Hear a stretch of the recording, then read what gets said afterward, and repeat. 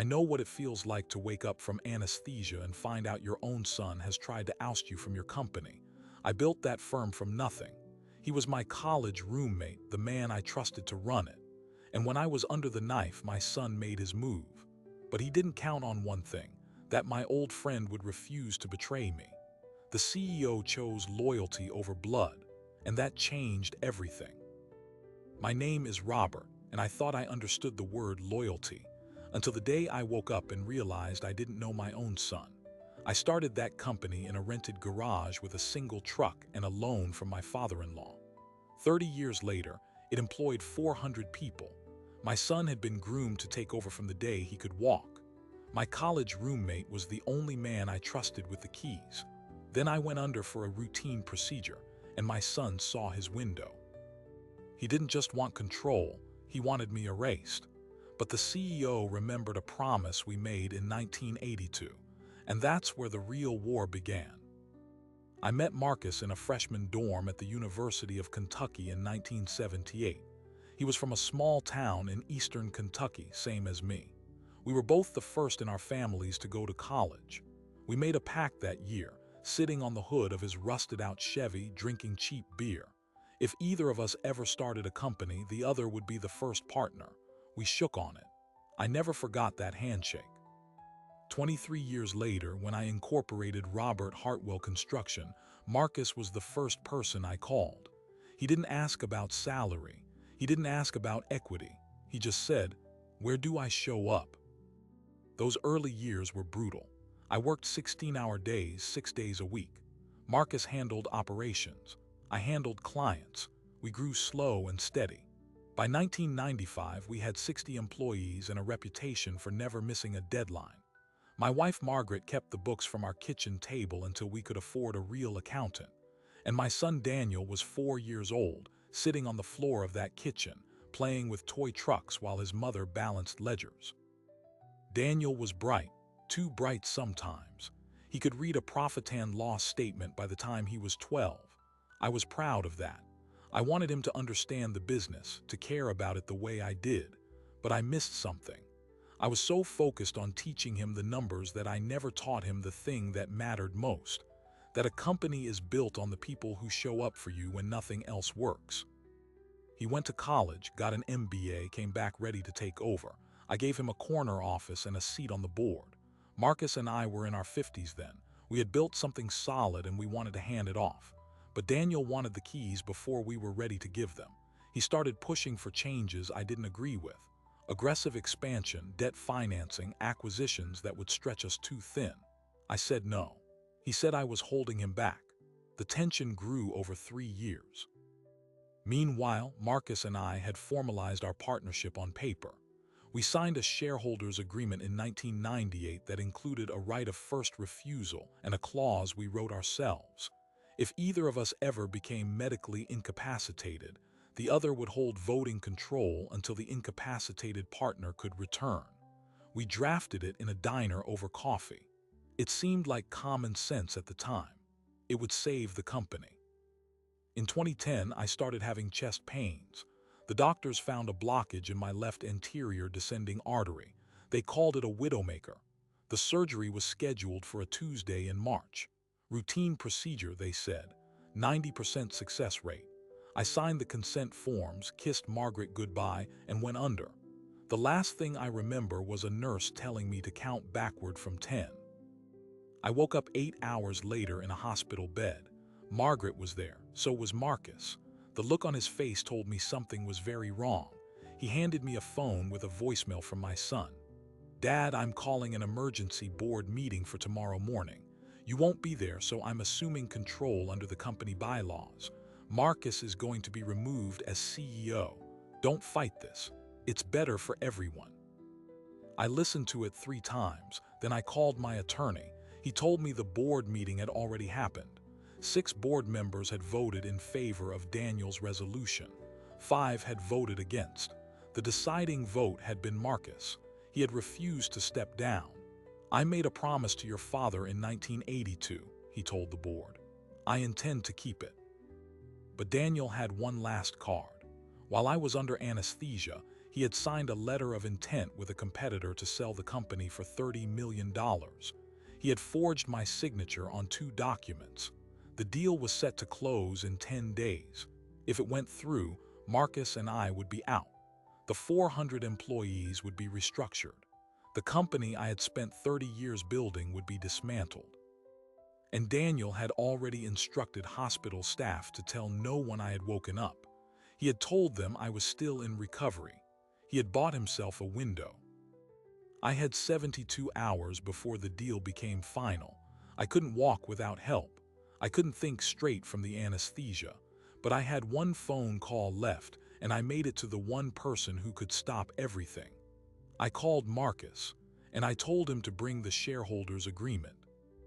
Marcus arrived at the hospital 15 minutes later with the shareholders' agreement in a manila envelope. He looked like he hadn't slept in days. I was still hooked to monitors, my chest stapled shut from the surgery. He sat down in the chair beside my bed and spread the papers across the tray table.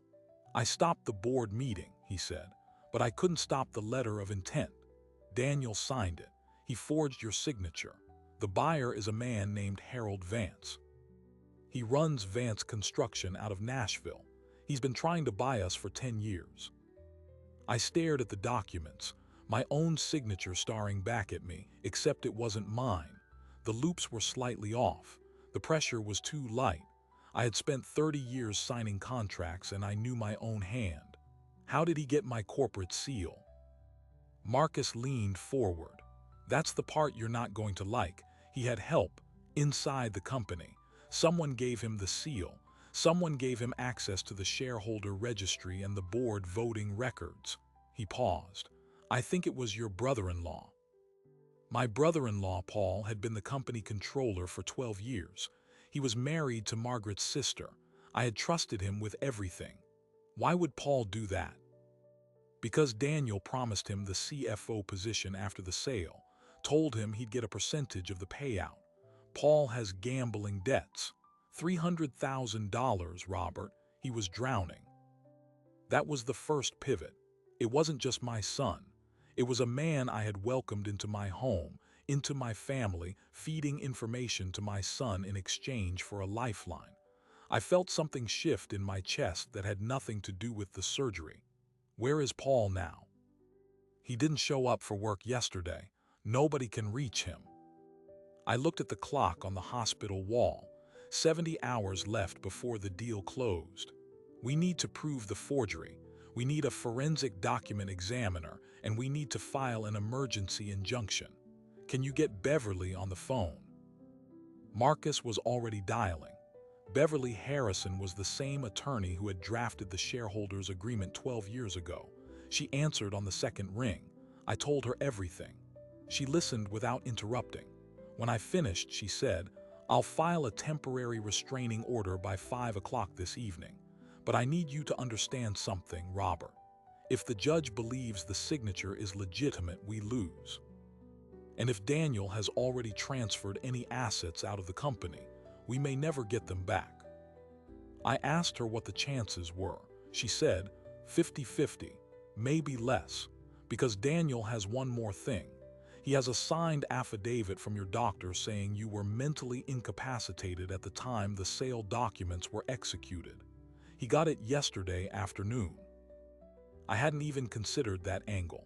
The doctor who performed my surgery, Dr. Andrews, had been my physician for 15 years. He knew me. He knew my family.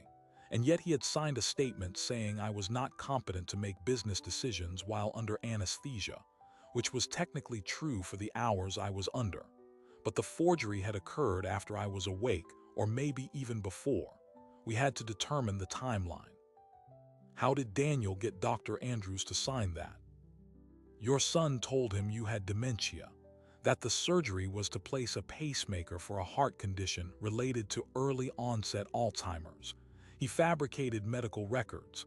Dr. Andrews believed him. That was the second pivot.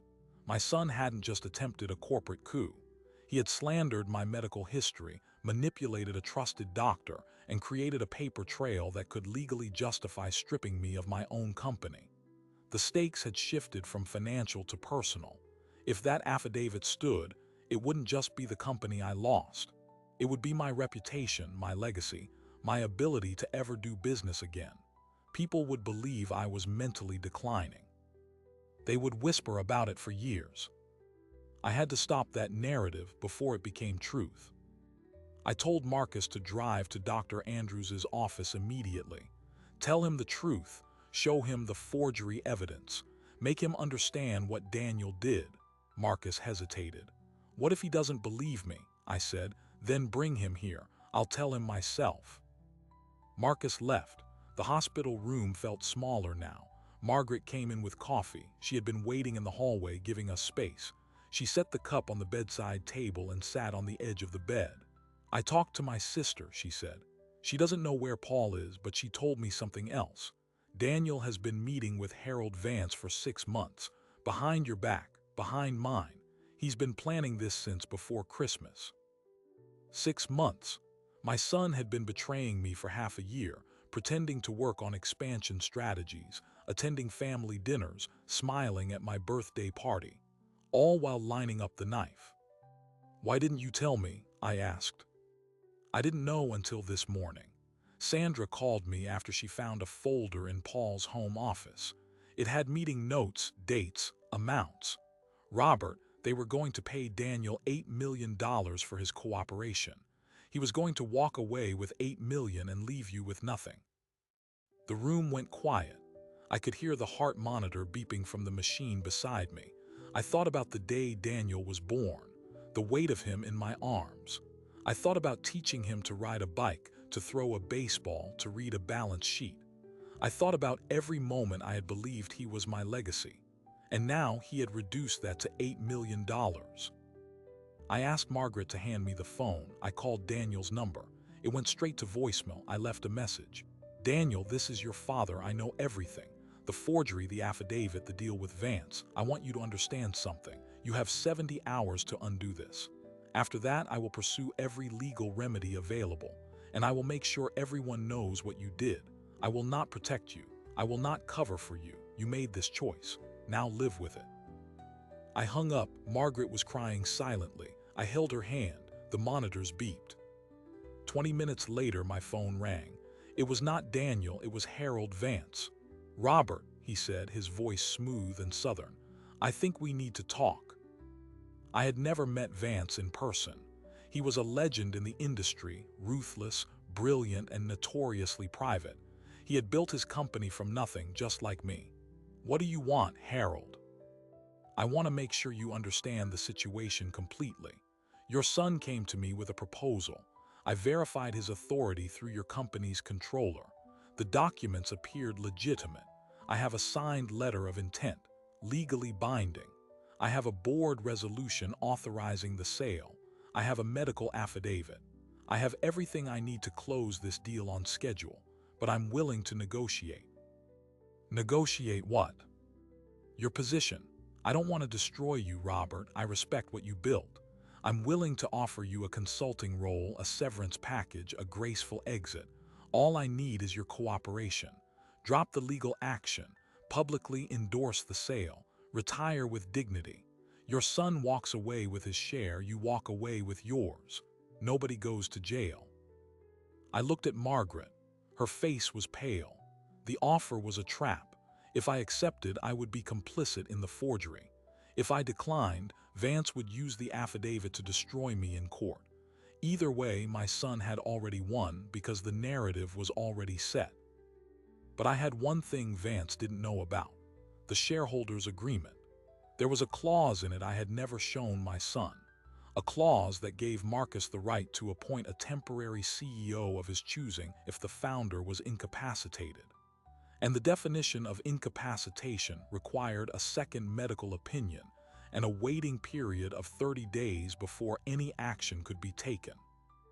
I told Harold Vance, I'll think about your offer. Give me 24 hours. He agreed. I hung up. Marcus returned from Dr. Andrews's office with the doctor himself in tow. Dr. Andrews looked shaken. He had reviewed the forged medical records and realized he had been duped.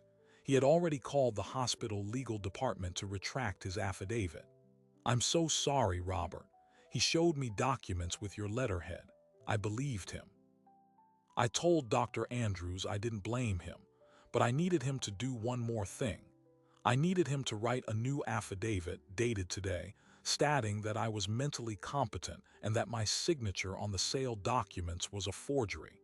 He agreed. We filed the emergency injunction at 4:58 that afternoon. The judge signed it at 5:15. The deal was frozen. I had bought myself time. But when I tried to call Daniel again, the number had been disconnected, and Paul was still missing. And somewhere in Nashville, Harold Vance was already planning his next move. I checked myself out of the hospital against medical advice the next morning. I had a meeting scheduled with the board of directors at 9 a.m. I had a son to confront. I had a company to save, and I had a brother-in-law to find before he could testify against me. The clock was ticking. I walked into the boardroom at 8:59 that morning with a folder full of evidence and a chest that felt like it was still stapled shut. The board was already seated, all 11 of them. 5 had voted for Daniel. 5 had voted against. Marcus was the tiebreaker, and he had refused to step down. But today, Daniel had tried to stack the room. 2 new faces sat at the table, a woman in a navy suit with a legal pad, and a man I recognized from Vance Construction's legal team. Daniel was at the head of the table, my chair. He stood up when I walked in. "Dad, you should be in the hospital." I set the folder down on the table. "Sit down, Daniel." He didn't sit. "I'm calling this meeting to order. We have a binding letter of intent with Vance Construction. The court has issued a temporary restraining order, but I've already filed a motion to dissolve it based on new evidence." He slid a document toward me. "Dr. Andrews has recanted his retraction. He now says he was coerced by your attorney." I opened the document. It was a notarized statement from Dr. Andrews claiming that Beverly Harrison had threatened him with a malpractice suit if he didn't retract his original affidavit. It was dated the previous afternoon.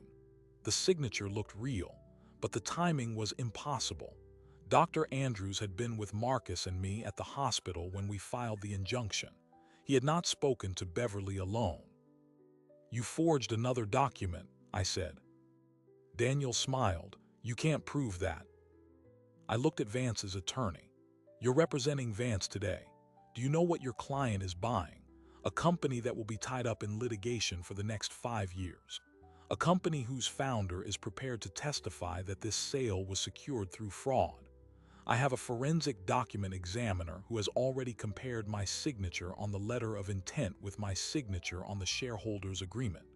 The forgery is obvious." The Vance attorney didn't flinch. "Mr. Hartwell, my client is prepared to litigate this matter for as long as necessary. He has deeper pockets than you do. He has a binding contract, and he has an affidavit from a licensed physician. Your emergency injunction will be dissolved by this afternoon. I suggest you consider the consulting offer." I turned to the board. "I need to tell you something that is going to be difficult to hear. My son has been planning this takeover for 6 months. He has been meeting with Harold Vance in secret. He forged my signature. He fabricated medical records. He used my brother-in-law, the company controller, to access confidential documents. Paul is missing. He has gambling debts. Daniel promised him a payout from the sale." One of the board members, Sandra Reyes, spoke up. She was the only woman on the board and had been with the company for 20 years. "Robert, if what you're saying is true, we need proof, not just your word." I opened the folder and pulled out the printout of Paul's bank records that Margaret had found that morning. $300,000 in wire transfers from an offshore account. The account was registered to a shell company that traced back to Harold Vance's holding group. "He bought my brother-in-law," I said, "and he bought my son." Daniel's face went pale. The board murmured. Sandra picked up the bank records and examined them. "These are dated over the past 6 months. The amounts match Paul's known debt." Daniel slammed his hand on the table. "This is irrelevant. I have the votes. I have the legal authority. The sale proceeds regardless." Marcus stood up. Actually, you don't. Under the shareholders' agreement signed in 1998, Section 7, subsection C, the temporary CEO appointed during a medical incapacity period holds sole authority to execute any sale of assets until the founder is declared competent by two independent physicians. I am the temporary CEO, and I have not authorized this sale. Daniel laughed. That clause is void. You were appointed by my father while he was under anesthesia. The appointment itself is invalid. Marcus pulled out a document. This is a signed and notarized letter from Robert Hartwell, dated March 2nd of this year, 3 weeks before his surgery. In it, he designates me as temporary CEO in the event of his incapacity. It was witnessed by 2 employees and filed with the Secretary of State. I had forgotten about that letter. I had drafted it after my first heart scare, wanting to make sure the company was protected. I had given it to Marcus and told him to keep it safe. He had. The boardroom went silent. Daniel stared at the letter. His attorney leaned in and whispered something. Daniel's face shifted from confidence to something else. Desperation. You can't do this, Daniel said. I have a deal. I have a contract. Vance will sue you personally. Let him, I said. I've been sued before. I'll be sued again, but I will not let you destroy what I built. You are my son. I love you, but I cannot trust you. Effective immediately, you are removed from all operational roles in this company. You retain your shares. You retain your seat on the board, but you will not have signing authority. You will not have access to the corporate accounts. And if I find out you have attempted to transfer any assets, I will refer this matter to the district attorney for criminal prosecution. Daniel looked at the board. No one spoke. Sandra Reyes turned to him. The vote is clear, Daniel. We stand with your father. He walked out without saying a word. I watched him leave. The board meeting adjourned. I sat down in my chair for the first time in 4 days. Marcus put a hand on my shoulder. That's not the end of it, he said. Vance won't let this go, and Paul is still out there. I knew he was right. The next morning, I received a call from a number I didn't recognize. It was Paul. He was crying. He told me he was in Nashville. He told me he had evidence that Daniel and Vance had planned the entire takeover, including a backup plan to have me declared permanently incompetent if the forgery was discovered. They had a psychiatrist ready to testify at a competency hearing. They had already paid him $50,000. I asked Paul why he was telling me this. He said, because Daniel left me to take the fall. He told Vance I was the one who forged the signature. He said he would make sure I went to prison. I have recordings. I recorded every conversation. I'll give them to you if you promise not to press charges. I agreed. I flew to Nashville that afternoon with Marcus. Paul met us at a diner outside the city.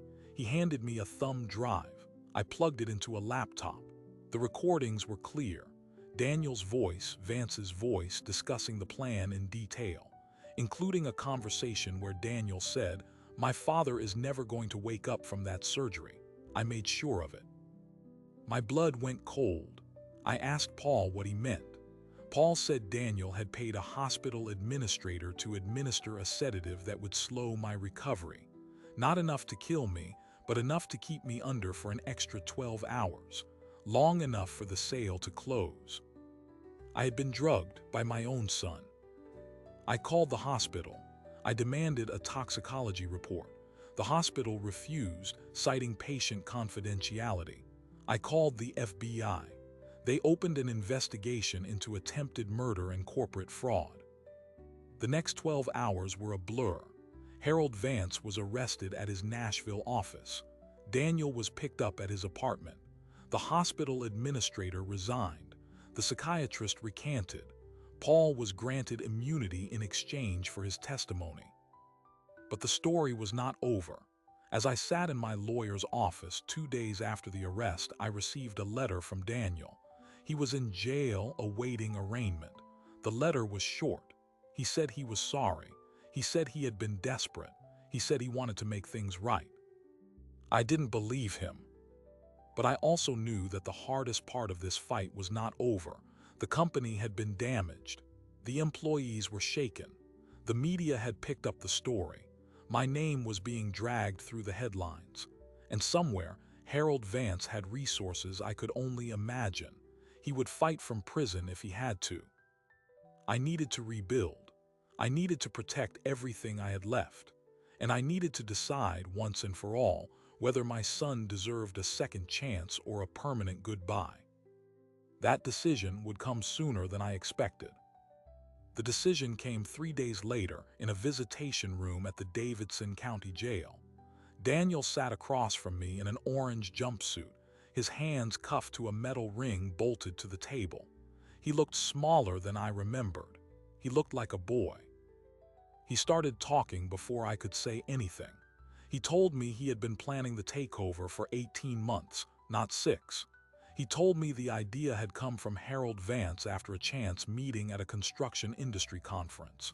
Vance had recognized the resentment in Daniel's voice when he spoke about me. He had cultivated it. He had bought it. Daniel admitted everything. The forged signature, the bribed hospital administrator, the fabricated medical records, the paid-off psychiatrist. He admitted he had planned to have me declared permanently incompetent and committed to a long-term care facility. He admitted he had authorized the sedative that kept me under for those extra 12 hours. He said it with his eyes on the table, his voice flat, like he was reading from a script he had written 1,000 times in his head. Then he looked up. I knew what I was doing, Dad. I just didn't care. I asked him why. He said, because I thought you loved the company more than you loved me. I thought if I took it from you, I would finally have your attention. I thought I would prove I was better than you. I was wrong. He started crying. I sat there and watched him. I wanted to feel something, anger, pity, anything. But I felt hollow. I had spent 30 years building that company so he could inherit it. And now the thing I had built was the thing that had almost destroyed him. I asked him about the missing clients. He told me Vance had already poached 3 of our largest accounts using inside information Daniel had provided. The contracts were gone. $200 million in annual revenue. The company would lose half its workforce within 6 months if we didn't find replacements. That was the final surprising detail. The coup had failed, but the damage was already done. The company was bleeding, and I had to decide whether to fight for it again or let it go. I told Daniel I would not press for the maximum sentence. I told him I would testify on his behalf if he cooperated fully with the FBI and testified against Vance. He agreed. I told him that when he got out, there would be no job waiting for him, no corner office, no seat on the board. He would have to earn his way back into my life, starting with trust. And trust, I told him, takes years to build and seconds to destroy. He said he understood. I stood up to leave. He said, Dad, I'm sorry, I mean it. I looked at him for a long time. I know you are, but sorry doesn't fix anything. What fixes things is what you do next. I walked out. The next 6 months were the hardest of my life. Without the 3 major accounts, our revenue dropped by 40%. I laid off 160 people. I worked alongside Marcus to rebuild from scratch.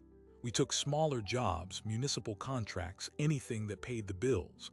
I mortgaged my house to keep payroll going. Margaret stood by me. She never once said, I told you so, about her brother Paul, who had testified and received probation. Harold Vance was convicted on federal charges of wire fraud, conspiracy, and attempted bribery. He was sentenced to 12 years. Daniel pleaded guilty to corporate fraud and conspiracy. He received 4 years, with eligibility for parole in 2. He was transferred to a minimum security facility in West Virginia. The company survived, barely. By the end of the first year, we had stabilized at 200 employees, half of what we had before, but we were profitable, we were debt-free, and we had a culture that no longer tolerated secrets. In March, on the anniversary of my surgery, Marcus and I stood on the roof of the company building. The sky was clear. He handed me a beer and said, I almost didn't keep the promise. I looked at him. What do you mean? The night of your surgery, Daniel came to my house. He offered me $2 million and the CEO title to step aside. I told him no. But I thought about it, Robert, for about 10 seconds. I thought about my kids, my retirement, all the things I had sacrificed. I thought about what it would mean to finally be the one in charge. And then I remembered the Chevy, the beer, the handshake, and I knew I couldn't. I clinked my bottle against his. I knew you wouldn't. I needed you to know I almost did. We stood there in silence. I thought about my son in a prison cell. I thought about the men and women who had lost their jobs. I thought about the 160 families. I thought about the cost of ambition and the price of loyalty. And I thought about the difference between a legacy you inherit and a legacy you build. I had spent 30 years building something my son felt he had to steal. Now I had to build something else, a father-son relationship that could survive what he had done. I didn't know if it was possible, but I knew I had to try. Because the company could be rebuilt, contracts could be won, money could be earned again, but a son is not a line item on a balance sheet. A son is a person you have to keep choosing, even when it costs you everything. And that choice, the one that comes after the betrayal, is the one that truly defines you. This story is not just about one family or one company. It is about a truth that plays out in boardrooms and living rooms across the world every single day. That the people we trust the most are the ones who can hurt us the most deeply. I have had time to think about what happened. Months of quiet mornings on my porch, watching the sun come up over the ridge, replaying every conversation I had with my son over the years. I keep coming back to the same question. Did I miss the signs? Did I push him too hard? Did I love the company more than I loved him? I don't have clean answers. What I have is a pile of wreckage and the slow, patient work of rebuilding. The company survived, but it looks different now. We are smaller, more careful, more intentional about who we bring into the fold. I meet with every new hire personally. I tell them my story. I tell them that loyalty is not just a word on a plaque. It is a choice you make every morning when you walk through the door. My son is still in prison. I visit him once a month. We sit in that same visitation room. We talk about small things, the weather, the books he is reading, the garden he tends inside the facility. I have not forgiven him completely. I do not know if I ever will, but I have not given up on him either. That is a different kind of choice. It is harder than walking away. Marcus and I still work together. We are both in our 60s now. We talk about retiring, but we never do. There is something about building that gets into your bones. You keep going because the alternative is sitting still, and sitting still gives you too much time to think about what you lost. But I do not dwell on the loss. I dwell on what remains. A business that still employs 200 people. A friendship that survived the ultimate test. A son who, for the first time in his life, is beginning to face the truth about himself. And a quiet house on 4 acres where I drink coffee in the dark and listen to the wind in the trees and remind myself that every day is a chance to build something better than the day before. If you took something away from this story, share it with someone who needs to hear it. And if you want to follow the ongoing journey of rebuilding trust, rebuilding a business, and rebuilding a family, hit that subscribe button. Because this is not the end. It is just the next foundation.